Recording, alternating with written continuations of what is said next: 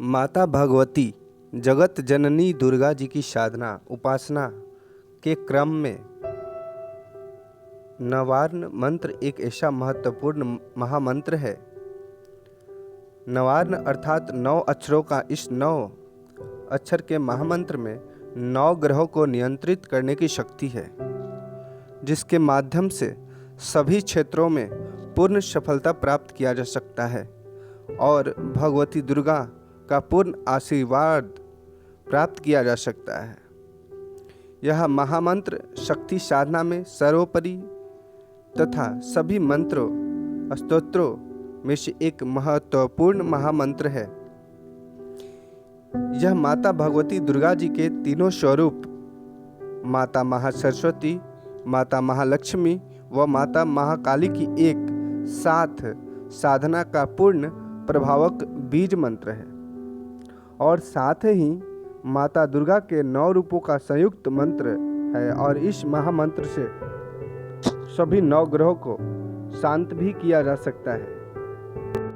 परंतु इस महामंत्र को सिद्ध करने के लिए बहुत ही आपको सात्विक रास्ता और विचार अपनाने पड़ेंगे।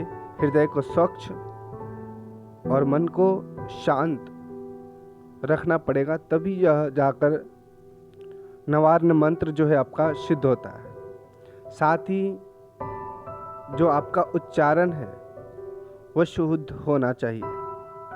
जैसे बहुत लोग ए को एंग एम बोलते हैं, ना वहाँ पर ग लगाएंगे और ना वहाँ पर म लगाएंगे।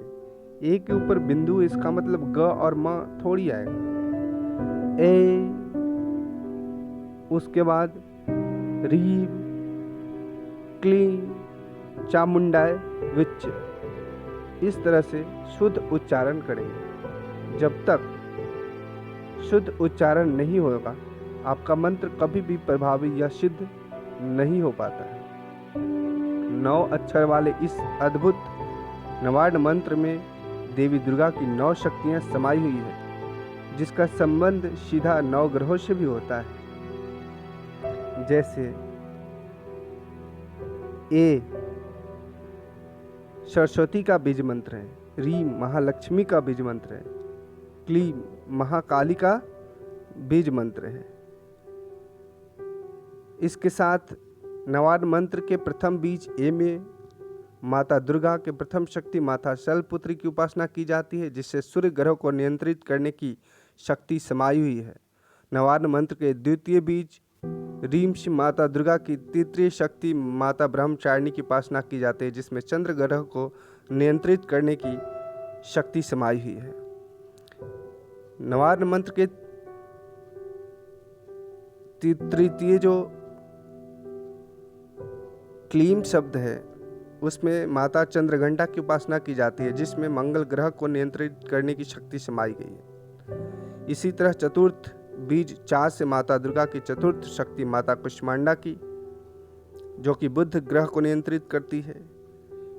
अगले पंचम बीज मू से माता दुर्गा की पंचम शक्ति स्कंद माता की उपासना की जाती है, जिससे बृहस्पति ग्रह को नियंत्रित किया जाता है। इसी तरह प्रत्येक जो शब्द है प्रत्येक ग्रहों के लिए उनके नियंत्रण के लिए की जाती है। जैसे कि षष्ठ बीज डा से माता दुर्गा की षष्ठ शक्ति माता कात्यायनी की, जिससे शुक्र ग्रह नियंत्रित होता है। सप्तम बीज ऐ से माता दुर्गा की सप्तम शक्ति माता कालरात्रि की, जिससे शनि ग्रह को नियंत्रित किया जाता है।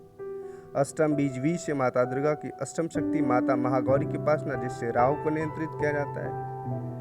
नवम बीज चय से माता दुर्गा की नवम शक्ति माता सिद्धिदात्री की उपासना की जाती है, जिससे केतु ग्रह को नियंत्रित किया जाता है। दोस्तों, आपसे आग्रह है कि आप चैनल को पे पहली बार आए हो तो चैनल को सब्सक्राइब कर ले, साथ ही बेल आइकन ऑन करें, जिससे हमारे द्वारा दी गई अगली महत्वपूर्ण जानकारी और वीडियो आप तक पहुंचे और आप उसका लाभ उठा सके। तो अब चलते हैं कि आखिर नवार्न मंत्र को सिद्ध कैसे किया जा सकता है। दोस्तों, नवार्न मंत्र के लिए सबसे पहले आपको जो है देवी का यह नवारण मंत्र अत्यंत चमत्कारिक और उग्र है, इसलिए इसका जाप या सिद्धि करने में अत्यंत सावधानी और सात्विकता की आवश्यकता होती है। इसे सिद्ध करने से पहले अपने गुरु की आज्ञा और मार्गदर्शन अवश्य ले लें। नवारण मंत्र की सिद्धि के लिए नवरात्रि के 9 दिनों में ब्रह्मचर्य का पालन करना आवश्यक है। काम, क्रोध, लोभ, मोह से दूर रहना आपको पड़ेगा। चूंकि नवारण मंत्र के 3 देवता ब्रह्मा, विष्णु और महेश है, इसकी 3 देवियां महाकाली, महालक्ष्मी तथा महासरस्वती दुर्गा की यह 9 शक्तियां धर्म, अर्थ, काम और मोक्ष इन चारों पुरुषार्थों की प्राप्ति में भी सहायक होती हैं। और नवारण मंत्र जब आप सिद्ध करेंगे तो इसके लिए आपको 108 दाने की रुद्राक्ष की माला होनी चाहिए, या कालीह की या स्फटिक की माला पे भी आप कर सकते हैं। मंत्र साधना प्रारंभ करने से पहले अपनी अभीष्ट कामना की पूर्ति का संकल्प ले लेना चाहिए। प्रतिदिन ध्यान रहे कि निश्चित समय पर आप मंत्र जाप करना आरंभ करेंगे और निश्चित जगह पर, मतलब एक ही जगह पर, एक ही समय पर, और माला भी ना बदलेंगे, माला भी वही रहेगा। ठीक है। सबसे पहले आपको करना क्या है कि स्नान करके आप पूरी तरह से स्वच्छ हो जाएं, कपड़े धारण कर ले। उसके बाद माता की प्रतिमा या चित्र स्थापित करें किसी लकड़ी के चारपाई पे जो ऊंचा हो आपसे। उसके बाद उनकी पूजा कर ले। उसके बाद गाय का घी का दीपक प्रज्वलित करके पूर्वाभिमुख होकर, यानी पूर्व की तरफ होकर के आप बैठ जाएं। बैठने के बाद आप गुरु वंदना कर ले। गुरु वंदना करने के बाद आप 7 बार हनुमान चालीसा का पाठ कर ले।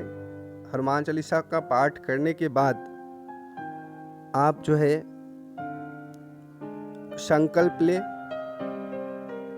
ठीक है। संकल्प लेने के बाद जो है आपको अपनी माला का, जो आपका माला है, तो आप अपनी माला को पहले चैतन्य प्रदान करें। उसके लिए एक मंत्र है, ऐम रीम अच्छा मालिकाय नमः। इस मंत्र का 11 बार जाप कर लें। आपका जो माला है वो चैतन्य अवस्था में आ जाएगी। उसके बाद नवारण मंत्र का जाप करेंगे। नवारण मंत्र की सिद्धि 9 दिनों में होती है, मतलब 1,25,000 आपको मंत्र जाप करने पड़ेंगे। तो आप देख ले कि कितने दिनों में आपका होगा, कितने बार आप करोगे तो 9 दिनों में हो जाएगी। उसके बाद मंत्र के बाद दशांश करना होता है। दशांश का मतलब 10वां भाग, यानी पूरे मंत्र का 10वां भाग का हवन करना होता है। हवन तो 1,25,000 जो आपको मंत्र जाप करने, इसके 10वें भाग को क्या है, मंत्र पढ़ने के साथ साथ हवन करनी है। हवन में आपका जौ, उजला तिल, शहद, घी, हवन सामग्री सब धूप में मिला ले। इंद्र जौ भी एक होता है, वो भी मिला ले। उसके बाद इसका 10वां भाग जो है आप हवन करें मंत्र पढ़ते हुए। मंत्र के बाद दशांश का 10वां भाग का तर्पण किया जाता है, मार्जन किया जाता है। तो अगर तर्पण मार्जन नहीं करना है आपको, तो दशांश जो आपने किया उसका 10वां भाग का आप तर्पण करेंगे। फिर जो आपने तर्पण किया उसके 10वें भाग का आपको मार्जन करना है। इसके बाद आपका यह जो मंत्र है वो सिद्ध हो जाता है। मंत्र सिद्धि के आप जैसे जैसे मंत्र सिद्ध करेंगे, मतलब 9 दिन, तो 4-5वें दिन से ही आपको एक अलग प्रकार की अनुभूति होने लगेगी। लगेगा कि कुछ ऊर्जाएं जो है वो आपके अंदर संग्रहित हो रही है, इकट्ठित हो रही है, केंद्रित हो रही है। या स्वप्न के रूप में माता दर्शन भी दे सकती है, जैसे कि सुंदर बालिका जो पूरी तरह से आभूषण जड़ित होगी, या फिर एक बूढ़ी महिला के तौर पे जो आपको मार्गदर्शन दे सकती है, आपको स्वप्न दे सकती है। तो आप समझे, अगर इस तरह की अनुभूतियाँ आपको होने लगे तो आप समझ जाएं कि आपका यह जो मंत्रोच्चारण है, जो आप जप कर रहे हैं, वह सिद्ध हो रही है।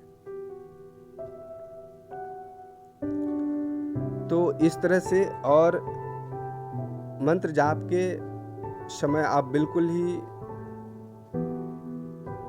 सात्विक रहेंगे, लोभ मोह काम बिल्कुल त्याग करेंगे, अन्यथा यह मंत्र आपका सिद्ध नहीं होगा।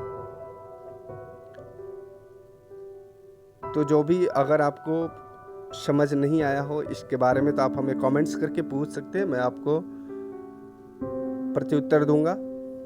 साथ ही फिर से एक बार आग्रह करता हूं कि अभी तक आपने चैनल को अगर सब्सक्राइब नहीं किया है तो चैनल को सब्सक्राइब कर ले, क्योंकि हम इस तरह का वीडियो आपके लिए पर डे एवरीडे एक वीडियो अपलोड करते हैं जिससे आप लाभान्वित हो सकते हैं और होंगे। तो चैनल को सब्सक्राइब करके बेल आइकन ऑन कर लें। साथ ही अगर वीडियो पसंद आए तो लाइक और शेयर ज़रूर करें। और एक बात बता दूं कि कोई ज़रूरी नहीं है कि नवान्न मंत्र का सिद्धि सिर्फ नवरात्रा में ही की जा सकती है। किसी भी अच्छी तिथि से आप 9 दिनों तक आरंभ करके इसे कर सकते हैं। माता की प्रतिमा उसी तरह से, जैसे मैंने बताया, ठीक उसी तरह से स्थापित करके इसकी सिद्धि प्राप्त की जा सकती है। लेकिन ध्यान रहे कि जब भी आप आरंभ करें तो कोई अच्छी तिथि हो, कोई शुभ मुहूर्त हो, उस दिन से आप इसे आरंभ करके आप इसकी सिद्धि प्राप्त कर सकते हैं। और इसका उपयोग बहुत ही सरल है। जब भी आपको इस मंत्र का उपयोग करना हो तो 3 बार पढ़ करके जल को अभिमंत्रित कर सकते हैं। जल और अभिमंत्रित जल को किसी पीड़ित व्यक्ति को पिलाएं, उसके ऊपर छींटा मार सकते हैं तो ये काम करेगा। या फिर कोई भूत प्रेत बाधा से ग्रस्त व्यक्ति है तो उसके सर को, ललाट को ऊपर से नीचे कर मंत्र पढ़ते हुए झाड़ दें तो व्यक्ति पूर्ण ठीक हो जाएगा। उम्मीद है वीडियो पसंद आएगी, जानकारी अच्छी लगेगी। जय माता दी।